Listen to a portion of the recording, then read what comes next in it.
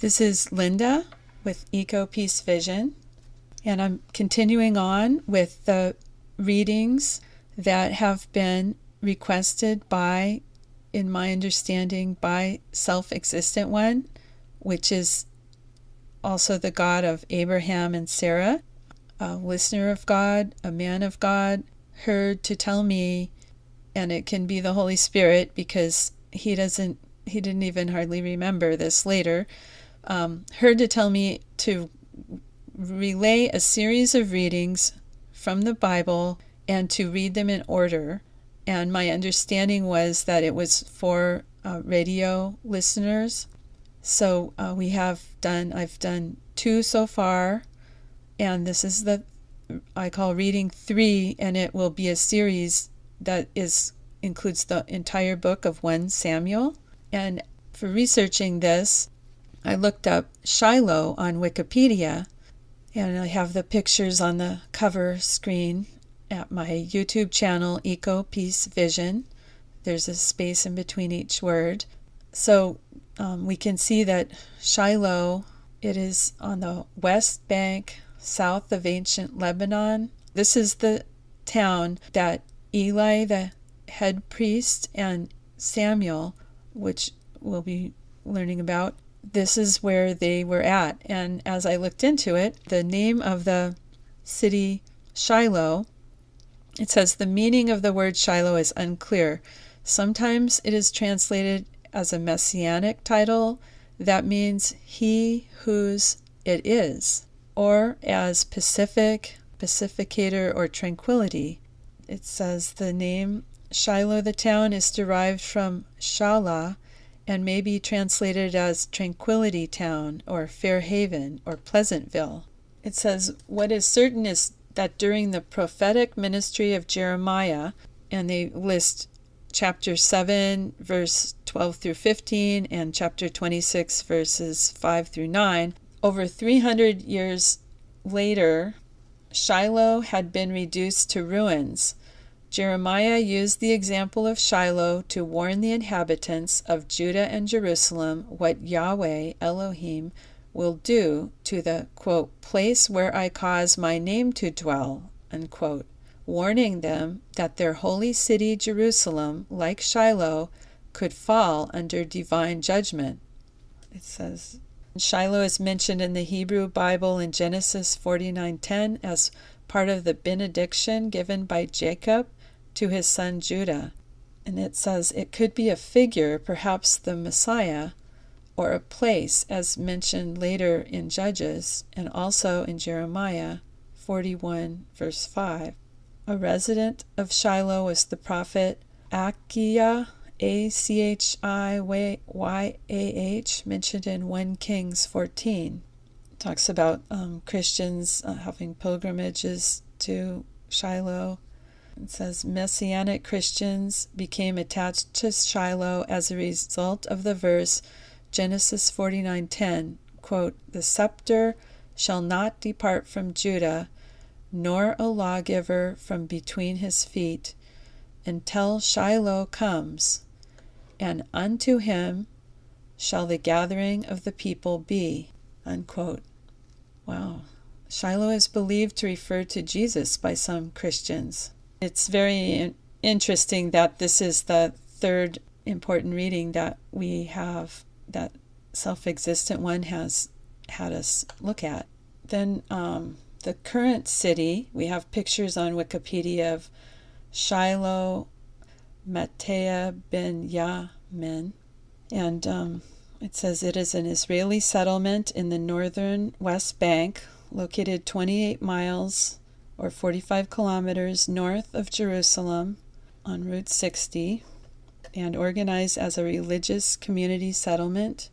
It is neighbored by the Israeli settlements of Eli and Mael Levona, and the Palestinian villages. It lists 3 of those. In 2016, it had a population of 3,727. It has some more current pictures of what it looked like. One of the pictures might be an older picture, or there's nothing in it other than some stones and then these hills. So there are hills there. the key thing is that, it says it right here, the city of Shiloh held a central place in the biblical history of the Jewish people during the period between capturing the land and building the temple in the days when Joshua divided the land among the 12 tribes. The tabernacle resided in Shiloh. Until the death of Eli the high priest, Shiloh was the place of pilgrimage for the children of Israel. 3 times a year the faithful traveled to Shiloh to bring their festival offerings. Tel Shiloh is now an archaeological site where once the spiritual life of the Jewish people was centered for 369 years in the 11th and 12th centuries BCE, before Common Era, before the birth of Jesus.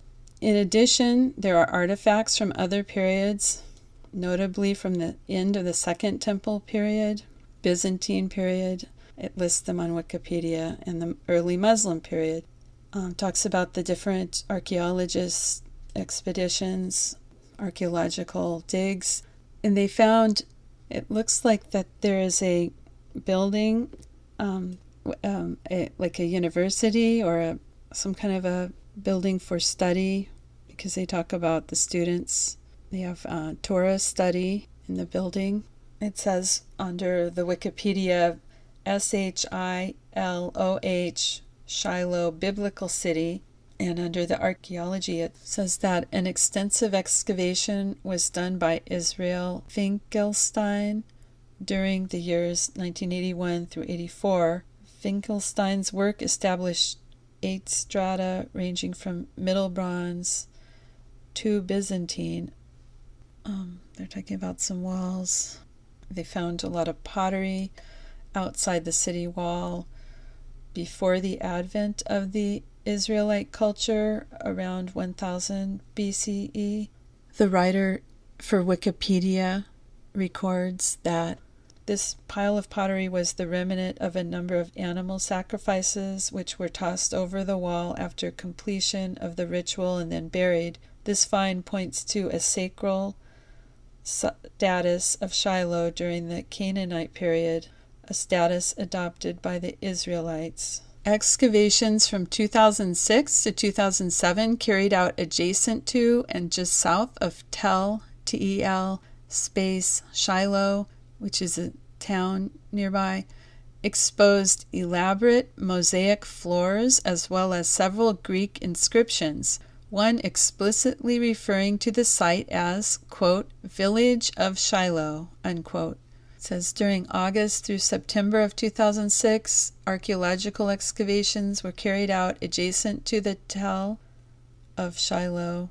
A team led by archaeological staff officer for Judah and Samaria in Israel's Civilian Administration Antiquities Unit performing a cleanup operation at Shiloh this summer, a belated continuation to a previous 1998 dig, discovered the mosaic floor of a large Byzantine church, which was probably constructed between 380 and 420 AD.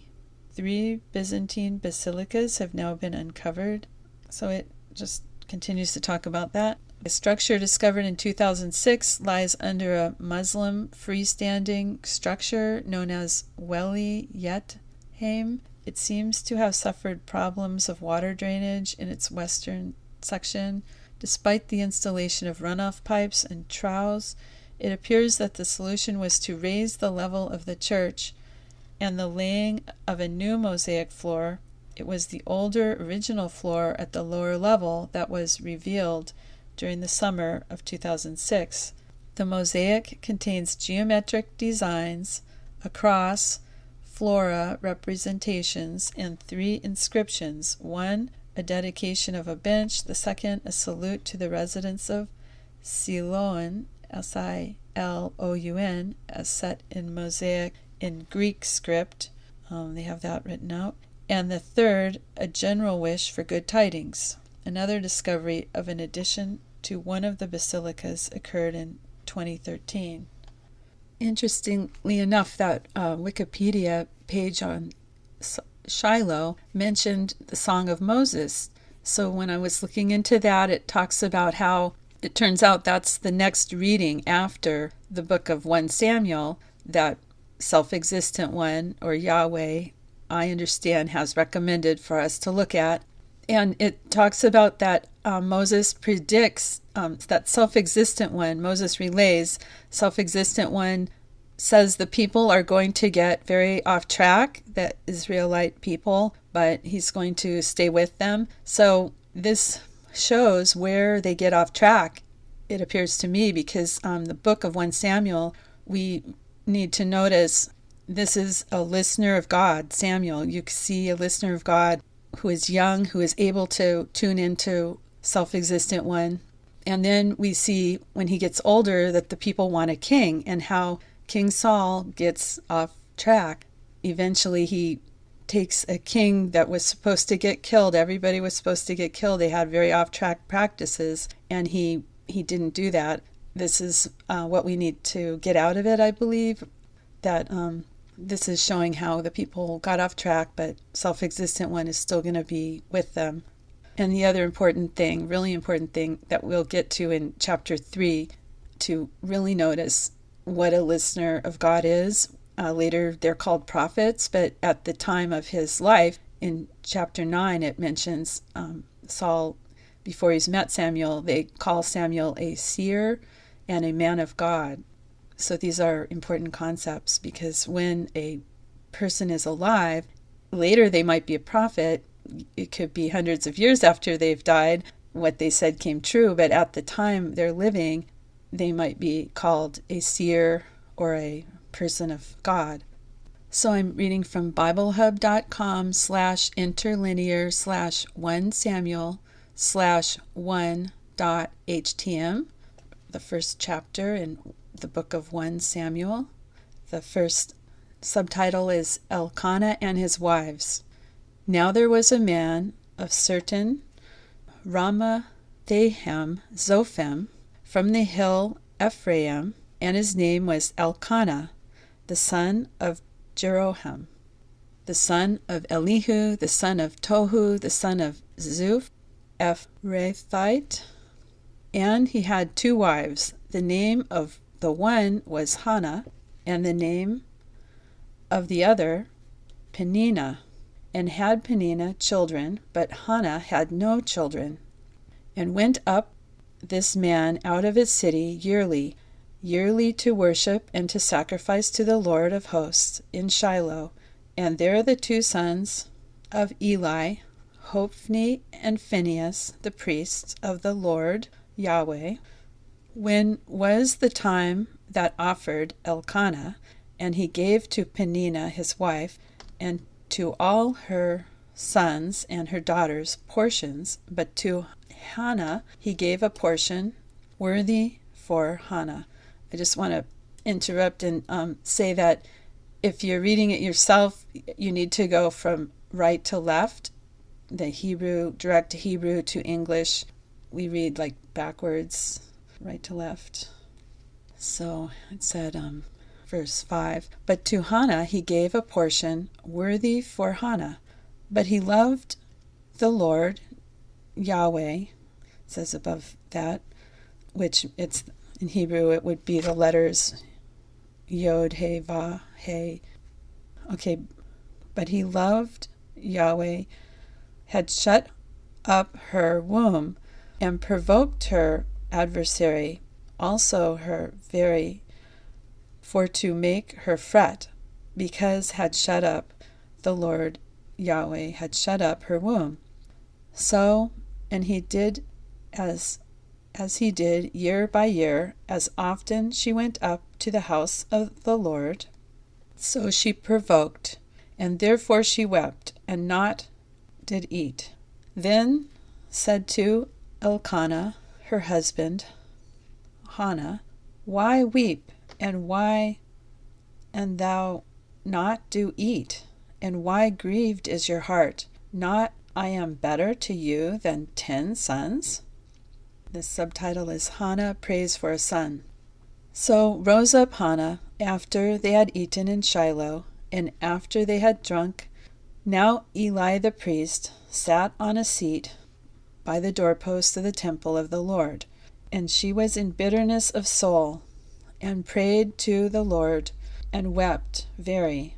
And she vowed a vow, and said, O Lord of hosts, if you will indeed look on the affliction of your handmaid, and remember me, and not forget your handmaid, but will give to your handmaid a child, a man, then I will give him to the Lord all the days of his life, and razor not do come on his head, or will come on his head.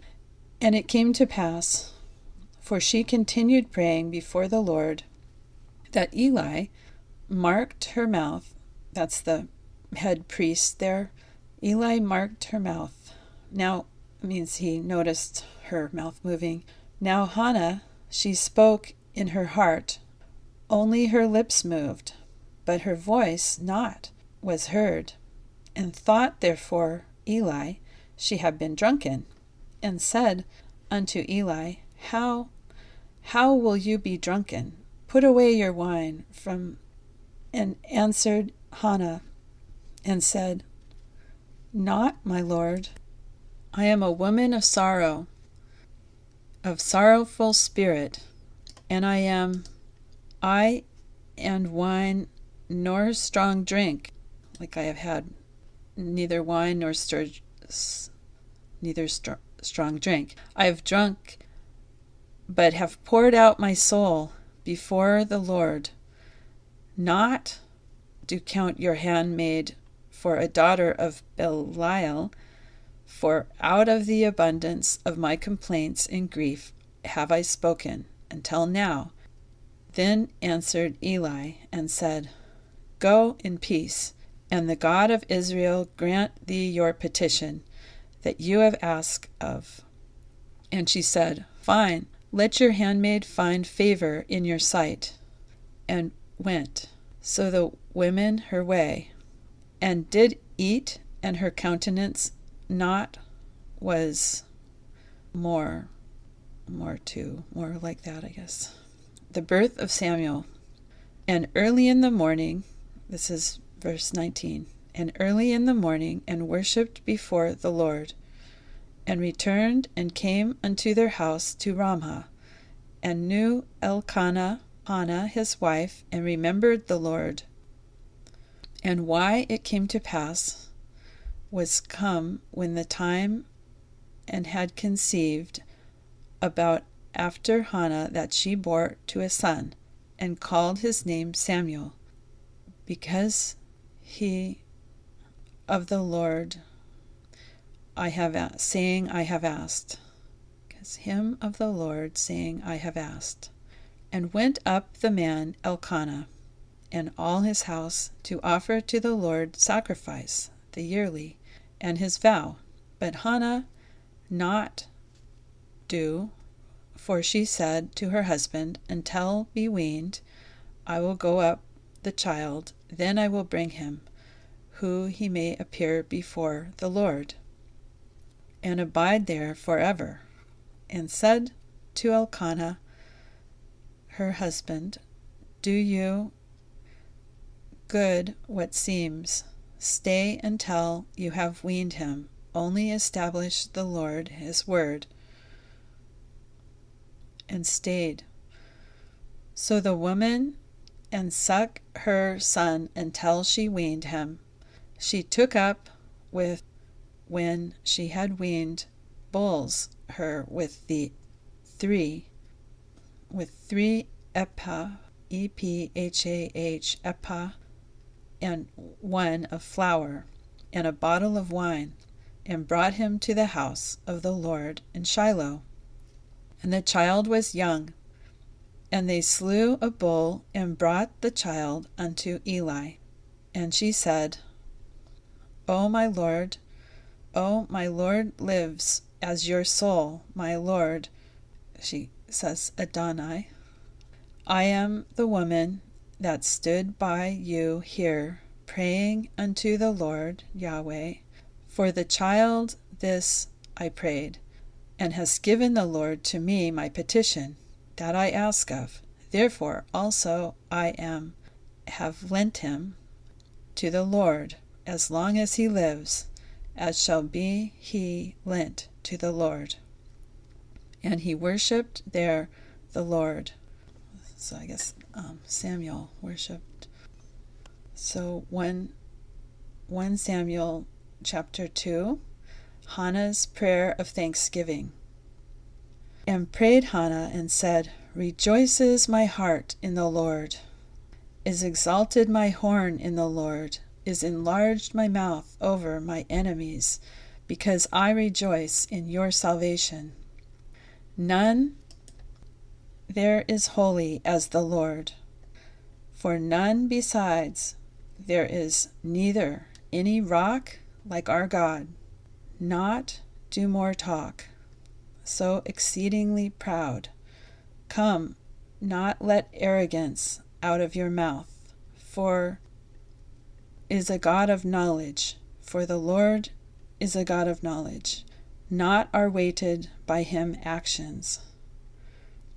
The bows of mighty men are broken, and they who stumbled are girded with strength. They that were full for bread have hired themselves out.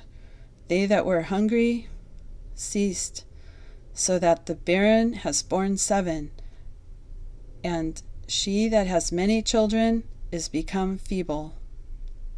The Lord kills and makes alive. He brings down to the engrave and brings up. The Lord makes poor and makes rich. He makes low and lifts up. He raises up from the dust, poor from the ash, lifts up the beggar, to make them sit among them the princes and the throne of honor, to make them inherit are the Lord for the pillars of the earth. And he has set on the world the feet of his saints. He will keep, and the wicked in darkness shall be silent, for not by the might prevail man. Of the Lord be broken the adversaries. On in the heavens shall he thunder. The Lord shall judge the ends of the earth, and he shall give strength to his king, and exalt the horn anointed of his anointed. And went Elkanah to Ramah, to his home, and the child did minister to the Lord, it says Yahweh, before Eli the priest. The subtitle is The Sins of Eli's Sons. Now the sons of Eli were sons of Belial. Not do they know the Lord, Yahweh, and customed the priest with the people all. That was that man offered sacrifice, and came servant of the priest was in seething, while the flesh, and with a food hook of 3 teeth in his hand, and he struck it into the pan, or kettle, or cauldron, or pot. All that brought up the food hook took the priest. And thus they did to all the Israelites that came there in Shiloh. Also, before they burnt the fat, and came servant of the priest, and said to the man that sacrificed, Give flesh for roasting for the priest, for he will have of the flesh boiled for raw. And said unto, If any man to him, let them not fail to burn presently the fat, then take to as dainty as much your soul. Then he would answer for him, Now, nay, you shall give, and if not, do it me, I will take it by force. And was why the sin of the young men great was very before the Lord Yahweh, for abhorred for men the offering of the Lord. But Samuel ministered before the Lord Yahweh, being a child girded ephod with the linen, and a coat hem little made to moreover his mother, and brought to it the yearly to year when she came up with her husband to offer sacrifice, the yearly. And blessed Eli Elkanah and his wife, and said, Give the Lord Yahweh to you offspring of women this for the loan that is lent to the Lord. And they went to their own home. For visited the Lord Hannah, so that she conceived and bore 3 sons and 2 daughters, and grew the child Samuel before the Lord. Eli reproves his sons. Now Eli was very old, and heard all that did his sons to all Israel, and how they lay with the women that assembled at the door of the tent of meeting. And he said to them, Why do things you such? For I am here dealings of your evil, all the people this, not my sons, for not it is good report that I am hearing to transgress people you of make the Lord. If sin one man against another, and shall judge the judge, but if against the Lord, sin a man who shall entreat to notwithstanding, they listen to the voice of their father, because would Yahweh to put. And the child Samuel grew and was in favor both with the Lord and also with men. Prophecy against Eli's house. And there came a man of God, it says, is Elohim, a man of God, unto Eli, and said unto him, Thus says the Lord, Did I plainly appear unto the house of your father when they were in Egypt, house of Pharaoh? And did I choose him out of all the tribes of Israel to be my priests, to go on my altar, to burn incense, to carry an ephod before me? And did I give to the house of your father all the offerings made by fire of the children of Israel? Why kick at my sacrifice and at my offering that I have commanded in my dwelling place? It was kick, K-I-C-K. Why kick at my sacrifice and at my offering that I have commanded in my dwelling place? And honor your sons above me, to make yourselves fat with the choicest, the offerings of Israel, of my people.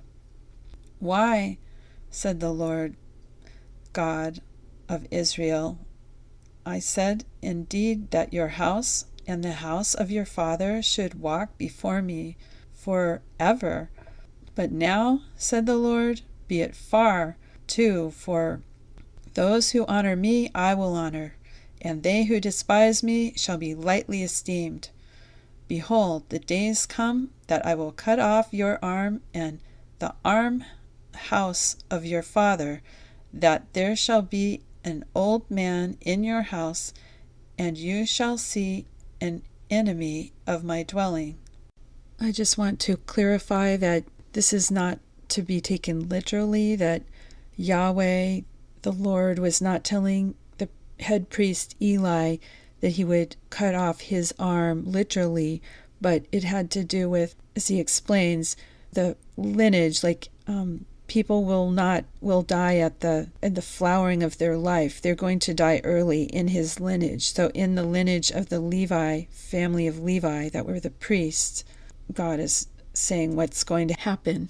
In spite of all that, God shall give Israel and not to be an old man in your house, all, and the man not to whom cut off to from of yours my altar shall be to consume your eyes and to grieve your heart, and all the increase of your house shall die in the flower of their age. Well, I'm going to have to finish this later. Okay, this is Linda with Eco Peace Vision.